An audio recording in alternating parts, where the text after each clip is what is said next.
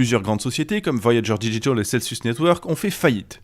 Le hedge fund Three Arrows Capital a été mis en liquidation judiciaire après avoir perdu plus de 3 milliards de dollars, etc., etc. Il n'était donc pas surprenant que l'architecte de tout ce système, un Sud-Coréen du nom de Do Kwon, soit pourchassé autant par les autorités judiciaires de son pays natal que par celles des États-Unis. Tout comme Sam Bankman-Fried, il était destiné à finir en prison. La seule question qui restait, c'était pour combien de temps ? Et cette semaine, le juge américain a tranché. Do Kwon devra passer au moins 15 ans en prison.